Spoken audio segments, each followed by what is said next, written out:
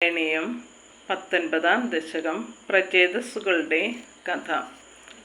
പ്രഥോസ്തു നപ്ത പൃഥുധർമ്മ കർമ്മഠ പ്രാചീന ബർഹിർയുവതൗഷധദ്രിതൗ പ്രചേതസോ നാമ സുചേതസാസുത നജീജനത്തുൽക്കരുണാങ്കുരാനിവ.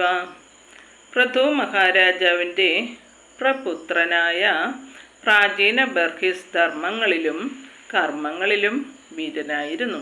അദ്ദേഹത്തിന് ശതദ്രുതി എന്നു പേരായ പത്നിയിൽ അങ്ങയുടെ കരുണാങ്കുരങ്ങളെന്ന പോലെയുള്ളവരും പരിശുദ്ധ ചിത്തരുമായ പ്രചേതസ്സുകളെന്ന പുത്രന്മാർ ജനിച്ചു. പിതുശുശ്രൂഷ നിരതസ്യ ശാസനാൽ ഭവത്തപസ്യാഭിരതാദശാപിതേ പയോനിധിം പശ്ചിമമേത്യ തത്തടേ സരോവരം സന്തതി ദൃശ്യുർമനോഹരം. പ്രജാസൃഷ്ടി തൽപരനായ പിതാവിൻ്റെ കൽപ്പന മൂലം അങ്ങയെ ഭജിക്കാനൊരുങ്ങി പശ്ചിമ സമുദ്രതടത്തിലെത്തിയ അവർ അവിടെ അതിമനോഹരമായ ഒരു സരസ് കണ്ടെത്തി. തഥാ ഭവത്തീർത്ഥമിതം സമാഗതോ ഭവോ ഭവൽ സേവകദർശനാദൃത പ്രകാശമാസാദ്യ പുരപ്രചേതസ ഉപാധിശൽഭക്തതമസ്തവസ്തവം. ഭഗവാനോട് ബന്ധപ്പെട്ട പരിശുദ്ധ തീർത്ഥം നിറഞ്ഞ ആ സരസിലേക്ക് ഭഗവാന്റെ സേവകരെ കാണാൻ ആഗ്രഹമുള്ളവനും ഭഗവത് ഭക്തനുമായ പരമശിവൻ വന്നെത്തി. പ്രചേതസ്സുകൾക്ക് പ്രത്യക്ഷനായ ശിവൻ അവർക്ക് ഭഗവാനെ സ്തുതിക്കാനുള്ള ഒരു സ്തോത്രം ഉപദേശിച്ചു കൊടുത്തു. സ്തവം ജപന്തസ്തമമി ജലാന്തരെ ഭവന്തമാസേ വിഷതായുധം സമ ഭവൽ സുഖാസാദര സാദമീഷിയാൻ ബഭൂവ കാലോ ധ്രുവമന്നശീക്രതാം.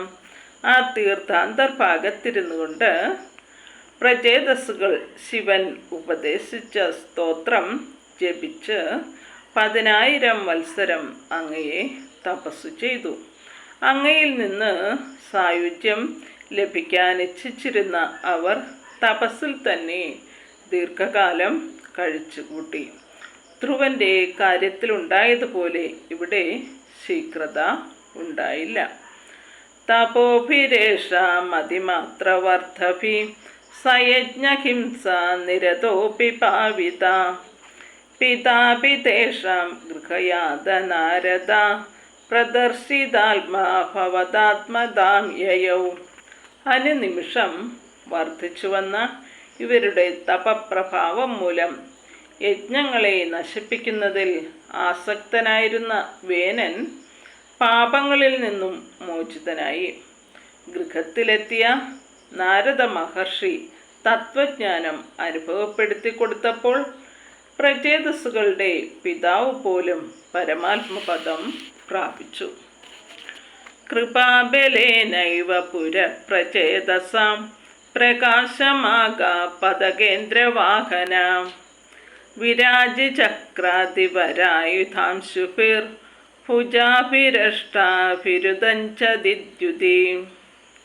പിന്നീട് പക്ഷീന്ദ്രനായ ഗരുഡൻ്റെ പുറത്ത് കയറി സുദർശന ചക്രം മുതലായ ദിവ്യായുധങ്ങളുടെ കാന്തിമത്തായ കിരണങ്ങളോടും 8 തൃക്കരങ്ങളുടെ അളവറ്റ പ്രകാശത്തോടും കൂടി കരുണാമൂർത്തിയായ അങ്ങ് അവിടെ ആഗതനായി. പ്രചേതസാന്താവതയാചതാമപി ത്വമേവ കാരുണ്യഭരാദ്വരാനദ ഭവദ്വിചിന്താഭി ശിവായ ദേഹിനാം ഭവത്വസൗരുദ്രനുദിച്ച കാമദ. ഒന്നും ആവശ്യപ്പെടാത്ത പ്രചേതസ്സുകൾക്ക് കാരുണ്യസ്വരൂപനായ അങ്ങ് സ്വയം വരങ്ങൾ കൊടുത്തു. നിങ്ങളെപ്പറ്റി ചിന്തിക്കുന്നത് മനുഷ്യർക്ക് ശുഭകരമാകട്ടെ. നിങ്ങൾ ജപിക്കുന്നതും ശിവനാൽ ഉപദേശിക്കപ്പെട്ടതുമായ സ്തുതി സർവാഭിഷ്ടങ്ങളുടെയും നിറവേറ്റുന്നതാകട്ടെ എന്നതായിരുന്നു വരങ്ങൾ.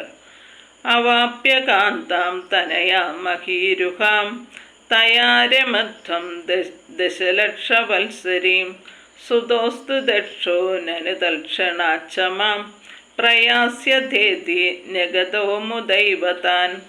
വൃക്ഷങ്ങളുടെ വളർത്തുപുത്രിയും ഖണ്ഡു മഹർഷിക്ക് അപ്സരസിൽ ജനിച്ചവളുമായ കമലലോചനയെ വിവാഹം കഴിച്ച് അവളോടുകൂടി 10 ലക്ഷം മത്സരം വരെ സുഖമാസ്വദിക്കുവിൻ. അവളിൽ നിങ്ങൾക്ക് ദക്ഷൻ എന്ന പുത്രൻ ജനിച്ചാലുടനെ നിങ്ങൾ എന്നെ പ്രാപിക്കുക. ഈ വിധത്തിൽ അങ്ങ് ആനന്ദത്തോടെ അവരോട് അരുളി ചെയ്തു. തതശ്ച തേ ഭൂതലരോധിതനസ്തുരൻ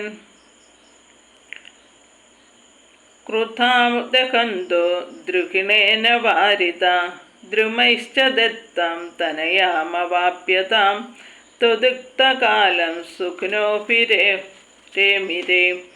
പിന്നീട് ഭൂമിയിൽ പ്രതിബന്ധങ്ങൾ സൃഷ്ടിച്ചു കൊണ്ടിരുന്ന വൃക്ഷങ്ങളെ പ്രചേതസ്സുകൾ കോപം മൂലം ദഹിപ്പിക്കാൻ തുടങ്ങിയപ്പോൾ ബ്രഹ്മാവ് അവരെ ആ കൃത്യത്തിൽ നിന്നും തടഞ്ഞു. അപ്പോൾ വൃക്ഷങ്ങൾ അവർക്ക് കമലലോചന എന്ന പുത്രിയെ കൊടുത്തു. അവർ അവളോടുകൂടി അങ്ങ് വരം കൊടുത്തിരുന്ന കാലം വരെ സുഖലോലുപരായി രമിച്ചു. അവാപ്യ ദക്ഷഞ്ച സുതം കൃതാധ്വര പ്രചേതസോ നാരദലബ്ധയാ ധിയാ അവാപുരന്തായ പദം തഥാവിധ സ്ത്വമീശവാദാലയനാഥ പാഹിമാം. കാലാന്തരത്തിൽ ദക്ഷൻ എന്ന പുത്രനെ ലഭിച്ച പ്രചേതസ്സുകൾ ധർമ്മങ്ങൾ അനുഷ്ഠിച്ച് നാരദമുനിയിൽ നിന്നും സംസിദ്ധമായ ജ്ഞാനമാർഗത്തിലൂടെ പരമപദം പ്രാപിച്ചു.